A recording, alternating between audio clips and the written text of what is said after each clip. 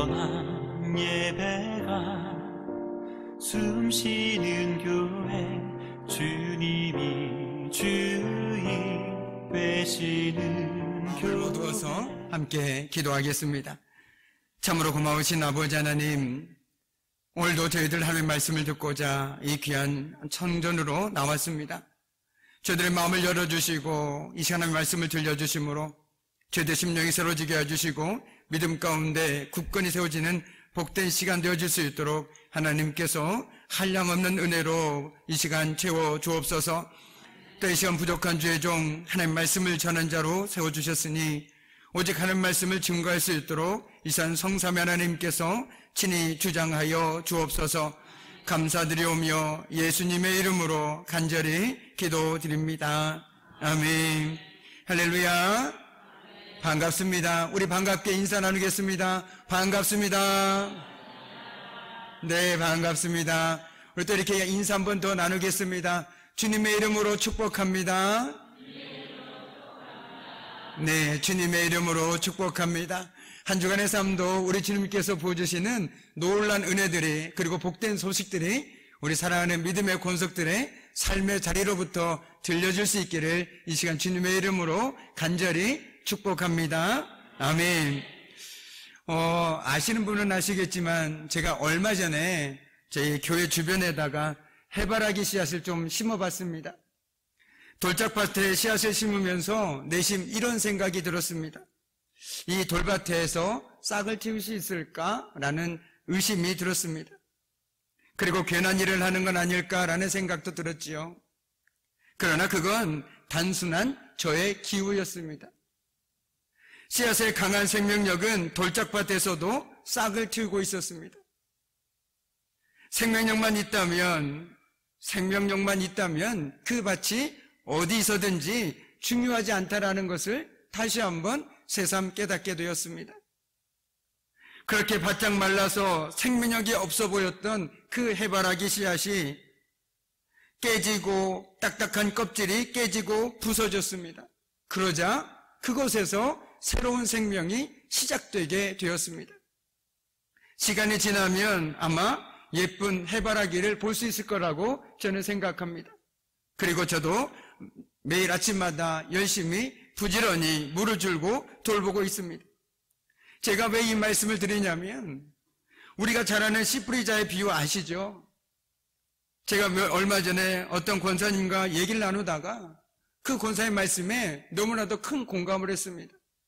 우리는 사람마다 저 사람은 돌짝밭, 이 사람은 가시밭, 이 사람은 길가라고 생각하지만 실상 우리 안에 그 모든 밭이 다 있더라는 것이죠. 그런데 더 중요한 것은 무엇인지 아십니까? 우리가 받아들이고 있는 그 말씀 안에 생명력이 있다라는 것입니다. 복음의 생명력이 있기에 우리는 오늘도 열심히 씨를 뿌리는 것이죠. 그 씨를 뿌릴 때 나한테서 있는 것이 아니라 그 씨앗에 복음의 능력에 생명력이 있기 때문에 우리는 거둘 수 있는 것입니다. 조금 전에도 우리가 장로님께서 기도하셨던 것처럼 오늘 오후 차장 예배 후부터 우리가 한 달에 한 번 이렇게 축호 전도로 이제 함께하게 됩니다. 그리고 어제 또 많은 분들이 함께 해주셔서 준비하는 과정도 은혜 가운데 잘 마쳤습니다. 그런데 거기까지 우리가 씨를 뿌리는 것까지는 우리의 역할이죠. 그러나 그 이후에는 하나님의 역할이라는 걸 기억해야 합니다. 그런데 더 중요한 것은요, 그 씨앗이 깨져야만, 그 씨앗이 딱딱한 껍질이 깨져야만 어떻습니까? 열매를 맺을 수 있는 것이죠. 제가 요즘 여기서 목회하면서 떠오르는 게 아니라 뭐냐면, 저는 지금까지 하나님의 마음과 가장 합한 사람이 어머님이라고 생각했습니다. 그런데 또 한 분이 있었습니다. 바로 농부였습니다. 어떻습니까? 농부만큼 하나님의 마음을, 그리고 하나님의 손길을 뼈저리게 경험하신 분들이 없지 않습니까? 비가 와야 될 때 비가 오면 하나님께서 때마다 일마다 비를 주셔서 싹도 틔워주시고 또 풍성한 수확도 거두게 하시고 하나님의 세밀한 손길을 경험할 수 있게 되더라는 것이죠. 이것이 바로 어찌 보면 우리들에게 주신 하나님의 은혜가 아닌가 생각됩니다. 도시에 살다 보면 아무리 머리로는 알겠지만 내 삶으로는 경험하지 못하기 때문에 이해할 수가 없습니다. 그러나 우리는 매일 아침 보고 또한 느끼고 있지 않습니까? 아, 여기서 싹이 나고 있네. 지난 겨울 딱딱했던 그 정말 아무것도 없던 그곳에서도 우리는 모르지만 그 밑에는 생명이 उप두고 있었다라는 것이죠. 그리고 때가 되자 어떻습니까? 대지를 뚫고 올라와서 우리들에게 인사를 건네더라는 것이죠. 근데 저는 전도도 이와 같다고 생각합니다. 우리가 봤을 때는 저 사람은 돌짝밭이야. 도저히 안 돼. 저 사람한테는 생명이라고는 없어. 저 사람한테는 복음을 증거해봤자 아무 소용이 없을 거야 라고 생각할 수도 있습니다. 그러나 우리가 보지 못하는 그 마음 저 밑은 곳에 우리가 씨앗을 뿌릴 때 그 안에 생명력이 있다람을 우리가 믿음으로 고백한다라면 우리가 씨를 뿌리지 못할 이유는 없겠지요. 그리고 우리가 쉽게 포기할 이유도 없겠지요. 오늘 말씀을 통해서 우리가 다시금 그렇다라면 씨를 뿌리는 자, 즉 오늘도 하나님의 말씀을 쫓아서 복음의 씨앗을 열심히 뿌리는 우리들의 삶의 모습은 과연 어떠해야 하는가 우리 스스로가 돌아볼 수 있기를 원합니다. 우리가 조금 전에 찬양하지 않았습니까? 내 너를 위하여 내 몸을 박시었건만 넌 나를 위하여 무엇을 하겠느냐라고 주님께서는 물어보고 계십니다. 그 물음에 뭐라고 답하시겠습니까? 뭐라고 응답하시겠습니까? 오늘 말씀을 통해서 우리가 다시금 내가 이 땅에서 어떤 삶을 살아야 하는지 고민하고 그 삶을 내 손과 발로 옮겨 살아갈 수 있는 저와 여러분의 됨을 통해서 우리 귀한 장동교를 통해서 하나님께서 세우시고 하나님께서 모으시고 고치시고 싸매주신 은혜가 이 지역 가운데 드러날 수 있기를 주님의 이름으로 간절히 축복합니다. 아멘. 오늘 말씀에 이방인들 중에 예수님에 대한 소문을 듣고 만나고자 찾아왔습니다. 그러자 예수님은 드디어 하나님께서 계획하신 그 때가 왔음을 말씀하십니다. 그 때라는 것은 예수님이 하늘의 밀이 되어서 죽으시는 때요. 그로 말미암아 많은 열매가 맺히는 때, 즉 십자가의 때를 말하고 있습니다. 예수님께서는 많은 사람의 대속물로 자신의 생명을 주실 것입니다. 그리고 예수님을 섬기고 따르는 자도 예수님처럼 나를 위해서가 아니라 남을 위해서 생명을 버릴 수 있는 하나의 미랄이 되어야 함을 가르쳐주고 있는 귀한 말씀이지요. 우리 23절과 24절 말씀을 다시 한번 함께 읽도록 하겠습니다. 예수께서 대답하여 이르시되 인자가 영광을 얻을 때가 왔도다. 내가 진실로 진실로 너에게 이르노니 하늘의 밀이 땅에 떨어져 죽지 아니하면 하늘이 그대로 있고 죽으면 많은 열매를 맺느니라. 아멘. 어떻게 보면 신앙은 참 역설적입니다. 우리의 생각과 반대된다라는 것이죠. 어떻게 죽는데 살아납니까? 어떻게 안 되는데 된다고 얘기합니까? 그래서 많은 사람들은 신앙은 역설적이다라고 얘기합니다. 오늘 예수님도 동일하게 말씀하지 않으십니까? 땅에 떨어져 죽었는데 거기서 그대로 있지 않고 열매를 맺는다라고 얘기합니다. 세상의 기준으로 본다라면 죽었으면 죽었지, 그것으로 끝이지 어떻게 열매를 맺을 수 있습니까? 그러나 신앙 안에서는 열매를 맺을 수 있습니다. 오늘 예수님께서는 자신을 찾아올 헬라인들에게 믿음의 핵심을 말씀해 주고 계십니다. 하나님을 믿는다라는 것은 다른 것이 아닙니다. 내가 스스로 하나의 미랄이 되는 것입니다. 예수님께서도 스스로 죽는 미랄이 되기 위해서 이 땅에 오셨지요. 누군가가 스스로 죽는 미랄의 역할을 하게 되면 거기에는 하나님께서 맺게 해주시는 열매가 풍성하게 됩니다. 가정에서든 일터에서든 교회에서든 어떤 삶의 자리에서든 내가 스스로 죽는 하나의 미랄이 된다라면 많은 생명의 미랄을 결실하게 되는 것을 확인하게 됩니다. 그런데 미랄이 되려면 어떠해야 됩니까? 전제 조건이 있습니다. 죽어야 됩니다. 내가 죽어야 합니다. 내가 죽지 않으면 아무리 많은 미랄을 뿌릴지라도 거둘 수가 없습니다. 오히려 생명을 해치는 경우를 우리는 경험하게 된다는 것이죠. 내가 먼저 죽어야 하고, 내 생각이 죽어야 하고, 내 욕망이 죽어야 하고, 내 뜻이 죽어야만 그 자리에서 생명이 움트게 됩니다. 왜 내 주변에는 생명이 움트지 않을까? 왜 내 주변에는 열매가 맺혀지지 않을까? 답은 하나입니다. 내가 버젓이 살아있는데 어떻게 열매를 맺을 수 있겠습니까? 열매를 맺을 수가 결코 없다라는 것이죠.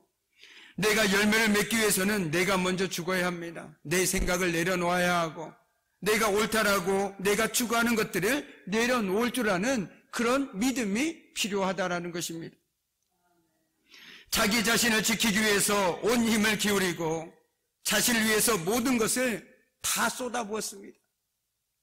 근데 지나고 보니 헛된 것을 깨닫고 참 나는 바보처럼 살았구나.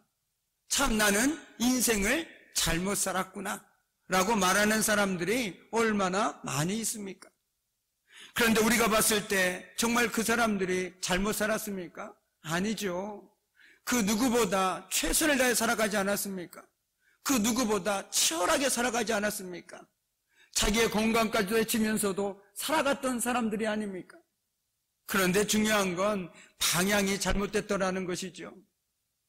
주님을 따르는 삶, 주님과 함께하는 삶보다 더 의미 있고 가치 있는 삶은 결코 없습니다. 예수님께서 한 알의 밀알이 땅에 떨어져 죽지 아니하면 그대로 있고 죽으면 많은 열매를 맺는다라고 말씀했습니다. 내가 죽을 때, 내 삶 속에서 내가 사라질 때, 내 흔적이 사라질 때 오히려 내가 생각하지 못했던 열매들이 맺혀지게 된다라는 것이죠. 물론 이 말씀은 1차적으로 예수님의 십자가를 두고 하신 말씀입니다. 이는 자신의 죽음으로 인해 얼마나 풍성한 구원이 이 땅에 이루어질 것인가를 말씀하고 계신 것이죠. 그러나 언제나 그러하듯 주님의 말씀은 그분을 따르는 모든 그리스도인들과 교회에 대해서도 동일하게 적용될 수 있습니다. 따라서 우리는 이 말씀을 바로 지금 우리와 교회를 향해 주시는 말씀으로 알면서 진지하게 새겨볼 필요가 있습니다. 그렇다면 예수 그리스도를 믿는 저와 교회의 모습은 과연 어떠해야 하겠습니까? 세상의 빛이요 소망이라고 우리는 얘기합니다. 오직 교회의 소망이 있다. 오직 주님만이 우리의 빛이다라고 얘기합니다. 그런데 참으로 안타깝게도 그렇게 외치는 사람들이 세상 속에서 빛이 되어주지 못하고 오히려 어둠이 되어주고 있으며 소망을 밝혀주는 것이 아니라 오히려 더욱더 사람들에게 절망과 아픔만을 안겨주고 있는 것이 저와 여러분이 살아가고 있는 지금의 현실이죠. 말로는 오직 예수 그리스도가 빛이다. 부활의 기쁨을 함께 누리자 얘기하지만 그것은 자신들만의 축제일 뿐 교회 밖의 사람들이 아파서 죽든 어쩌든 전혀 신경 쓰지 않습니다. 이기적인 집단으로 바뀌어버리고 말았습니다. 왜 그렇습니까? 근본적인 이유는 자신만을 위해서 살아가고 있기 때문에 그렇습니다. 하나님의 영광이 아니라 자신의 영광을 위해서 살아가고 있기 때문에 그렇다라는 것이죠. 영광하니까 좀 어렵죠. 마음에 안 와닿죠.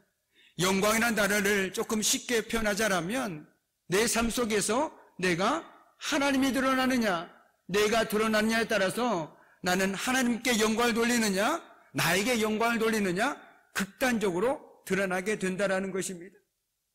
내가 일을 하면서 하나님이 드러나야 하는데 내가 드러난다? 이것은요 자신의 영광을 구하는 것입니다. 이것은 결코 하나님께서 기뻐하시는 믿음의 모습도 삶의 모습도 아니라는 것이죠. 그래서 제가 말씀드리지 않았습니까? 어찌 보면 성경에 많은 믿음의 사람들이 우리가 믿고 따라야 할 믿음의 모본이지만 특별히 그 가운데서 한 사람을 뽑으라고 얘기한다면 저는 주저하지 않고 세례 요한이라고 말씀드리고 싶습니다. 왜 그럴까요?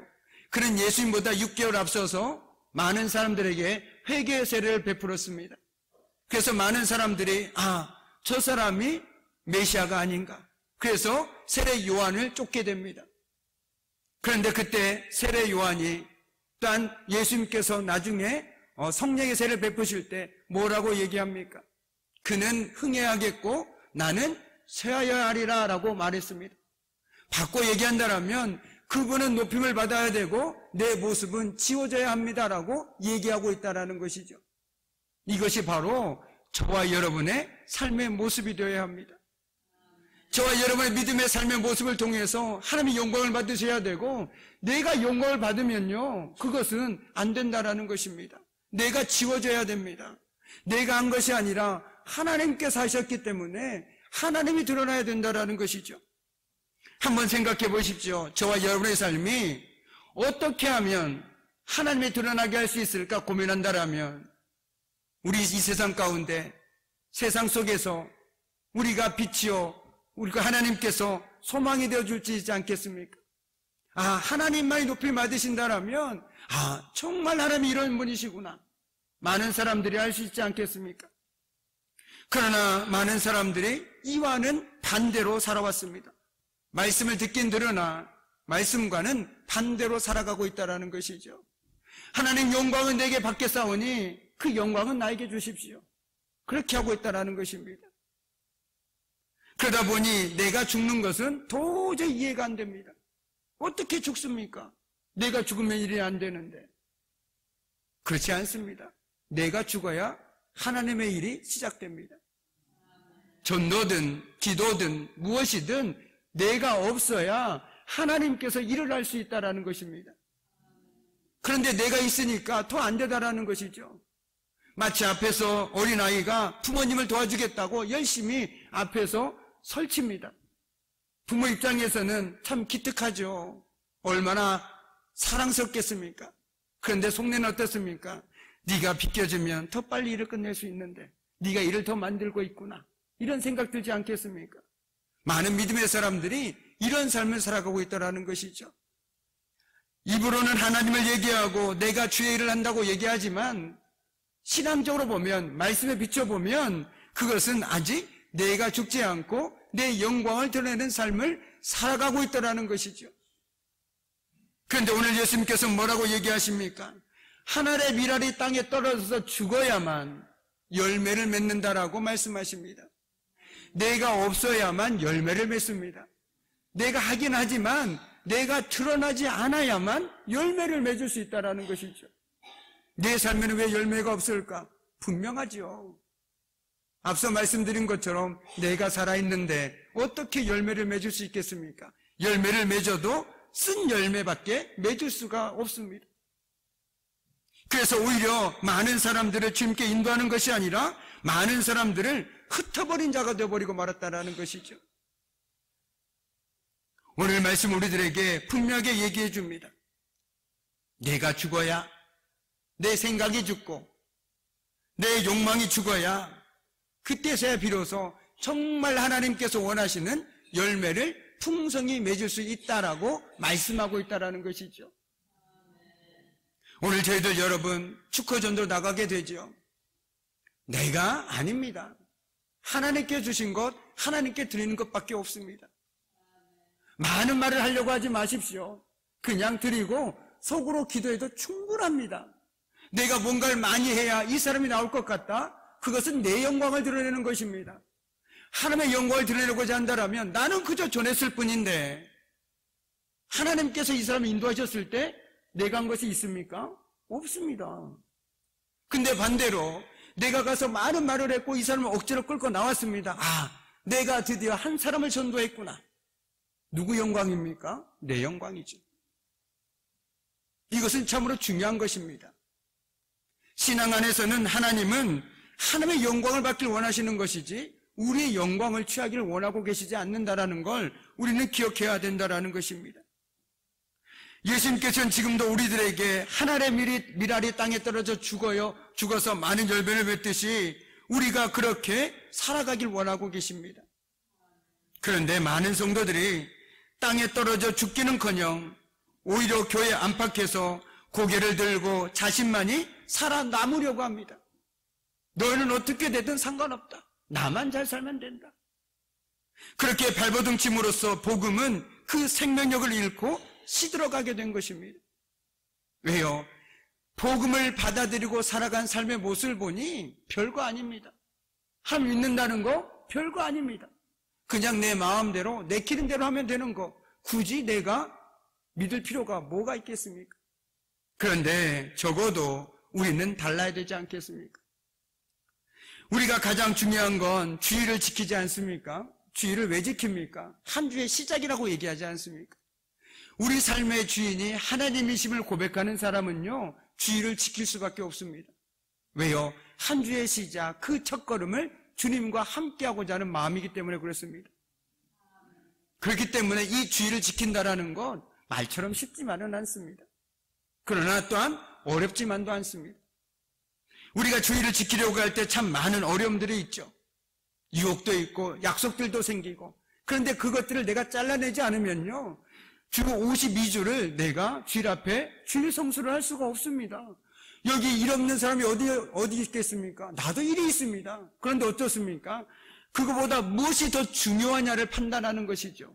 그리고 잘라낼 걸 잘라내고 거절할 걸 거절하는 것입니다. 이래서 거기 가봐야 되고, 이래서 저기 가야 되고, 오늘 농사가 지금 가뭄이 들어서 물 대야 되니까 가야 되고. 그런데 정말 중요한 건 주의를 지킨다라는 것은 내 인생의 주인이 누구냐라는 것을 보여주는 것입니다. 그렇기 때문에 우리가 주일에 어떤 일이 있어도 정말 내가 내 마음을, 내 삶을 하나님께 드리는 사람만이 주일을 성수할 수 있다는 것이죠. 이것보다 더 중요한 것이 어디 있습니까? 없습니다. 정말 없습니다. 목회자만 꼭 주일을 성수해야 됩니까? 아니지 않습니까?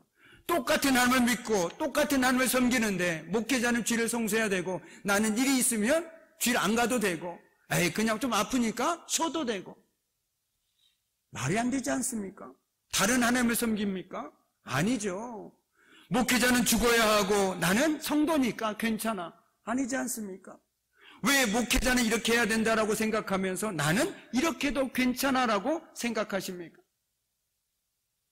상관이 없는 것이죠. 하나님 앞에서 누구나 다 똑같지 않습니까? 그렇다면 나의 믿음도 똑같아야 된다는 것이죠. 그러기 위해서는 어떻게 해야 됩니까? 내가 죽어야 됩니다. 저 사람을 판단했던 내가 죽어야 됩니다. 저 사람 왜 저래? 왜 하나님 믿는다면서 저 저래? 먼저 거울로 나를 바라보십시오. 그럼 나는 어떤가? 아마 부끄러울 것입니다.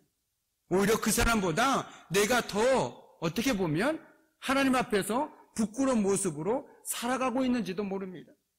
그런데 우리는 남들을 향해서는 과감하게 얘기합니다. 왜요? 내가 살아있으니까.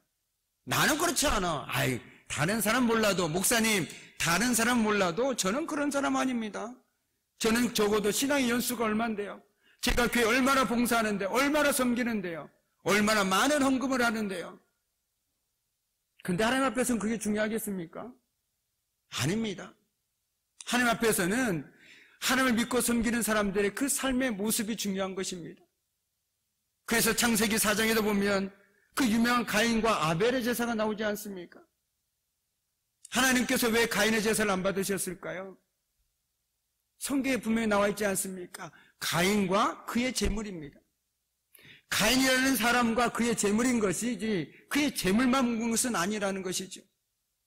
가인의 삶을 보십시오. 나중에 아벨을 죽이지 않습니까? 왜요? 하나님께서 자기 예물을 받지 않으셨다라고 질투해서, 시기해서 동생을 죽여버린 사람입니다.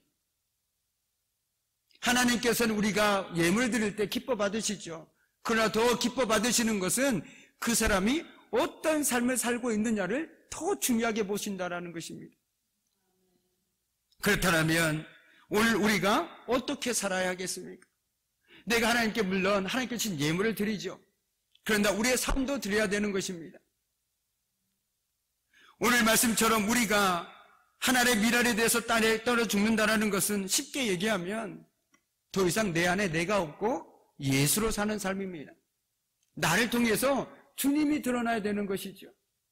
주님이 어떻게 살아라라고 우리에게 말씀하지 않으셨습니까? 우리는 그것을 이미 다 알고 있습니다. 어떻게 살아야 하는지 너무나도 잘 알고 있는 것이죠. 그런데 그렇게 살기가 너무 어렵죠. 그래서 우리에게 믿음의 동역자들이 필요한 것이고, 기도해야 하는 이유가 있는 것이고, 말씀을 들어야 하는 이유가 바로 여기에 있는 것입니다. 제가 여러분에게 한 주간 살아갈 때 망치를 하나 드리겠습니다. 내가 주변 뜻과 상관없이 살아갈 때 나는 십자가에 죽었다. 스스로 치십시오. 내가 누군가를 헐뜯으려고 할 때, 비방하려고 할 때 스스로 치십시오. 나는 죽었다. 나는 죽었다라고 말이죠. 그리고 누군가가 남을 비방하거든 거기에 동참하지 마십시오. 그리고 조용히 이렇게 하십시오. 우린 죽지 않았느냐라는 표현입니다. 저와 여러분 죽지 않았습니까? 이미 예수 그리스도와 함께 십자가에 못 박혀 죽었다라고 고백하지 않았습니까? 그런데 왜 아직 살아계십니까? 왜 아직 버젓이 살아계십니까? 죽어야죠. 저도 죽어야 합니다. 그런데 이것이 단순히 나는 죽었습니다. 100만 번 한다고 되겠습니까? 아닙니다. 끊임없이 내가 스스로 죽어야 되는 것이죠. 내 삶에서. 미운 사람이 있습니다. 미워하는 거 뭐가 죄냐고 얘기할 수 있지만 성경에서는 죄입니다. 하나님은 무엇보다 사랑하라라고 얘기하셨고 하나님은 사랑 아닙니까? 내 안에 미움이 있다라면 내 스스로 치십시오. 나는 이미 미움과 결별한 사람이다. 꽝꽝꽝. 이렇게 살아야 되지 않겠습니까? 그리고 이것이 말씀을 듣는 바른 태도가 아니겠습니까? 우리가 얘기하지 않습니까? 주님 오늘도 말씀해 주십시오. 하나님의 말씀을 듣기를 원합니다. 오늘 주님께서 우리에게 분명히 말씀하십니다. 너희도 하늘의 밀알이 되어서 죽어라. 그래서 많은 생명을 열매를 맺는 삶을 살아라 라고 우리들에게 요구하고 계십니다. 저만이 아니라 우리 모두에게 요구하고 계시다라는 것이죠. 그리고 어떻게 해야만 그 열매를 맺는지 우리들에게 보여주셨습니다. 내가 죽어야 합니다. 내 성격대로, 내 마음대로, 내 뜻대로 죽어야 합니다. 믿음이라는 건 내가 없는 내 자리에 하나님의 자리가 들어와야 되는 것이죠. 하나님이라면 어떻게 하셨을까? 이 상황 속에서 하나님이라면 어떻게 하셨을까? 그것을 묻고 하나님께서 깨닫게 해주실 때 그렇게 살아가는 삶이 바로 하나님께서 원하시는 삶의 모습이라는 것이죠. 오늘 이 시간 저와 여러분에게 이런 고백이 있기를 원합니다. 주님, 나는 이미 십자가에 못 박혀 죽은 사람입니다. 더 이상 내가 살아나지 않도록 이 시간 내가 예수 그리스도의 십자가 안에서 다시금 죽게 하여 주옵소서. 그래서 내가 죽음을 통해서 내 가정이, 교회가, 그리고 하나님께서 허락하신 삶의 자리에서 우리가 하나의 밀알이 되길 원합니다. 그 삶을 통해서 우리의 가정이 회복되고 교회가 회복되고 지역사회가 회복되길 소망합니다. 바라기는 오늘 이 시간 우리 모두가 다시 한번 내가 죽고 예수로 사는 삶을 통해서 저와 여러분이 살아가는 삶의 자리가, 가정이, 지역사회가, 교회가 주님 안에서 다시금 새로워지고 든든히 세워지는 복된 한 주가 되기를 주님의 이름으로 간절히 축복합니다. 아멘. 기도하시겠습니다. 하나님 아버지, 예수님께서는 하늘의 밀알이 땅에 떨어져 죽지 아니하면 그대로 있고 죽으면 많은 열매를 맺는다고 말씀하셨습니다. 주님, 우리가 생명력 있는 믿음으로 그리고 내가 죽고 오직 예수로 살아감으로써 우리 가정에서, 교회에서, 그리고 하나님께서 허락해 주신 삶의 자리에서 하늘의 밀알이 되게 하여 주옵소서. 감사드리오며 예수님의 이름으로 간절히 기도드립니다. 아멘. 우리 시간 다 함께 일어나셔서 찬송가 620장 1절 함께 찬송하시면서 함께 축복하는 시간 갖도록 하겠습니다.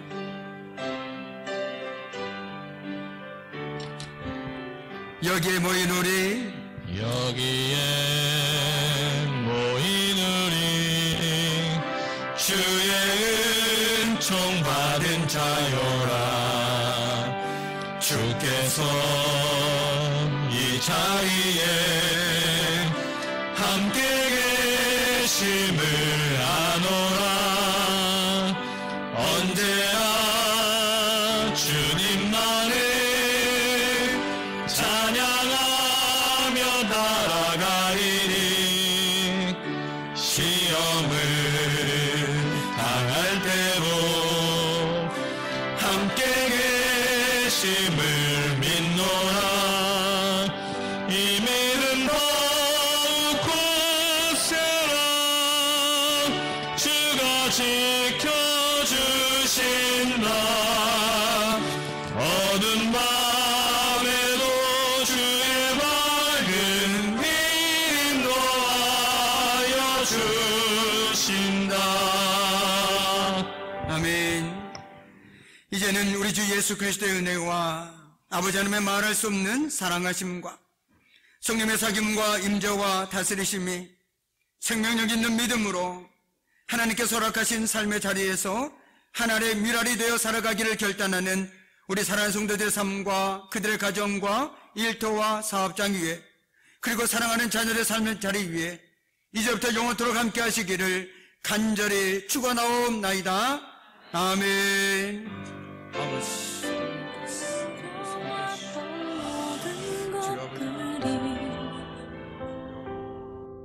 내가 지나왔던 모든 시간이, 내가 걸어왔던 모든 순간이 당연한 것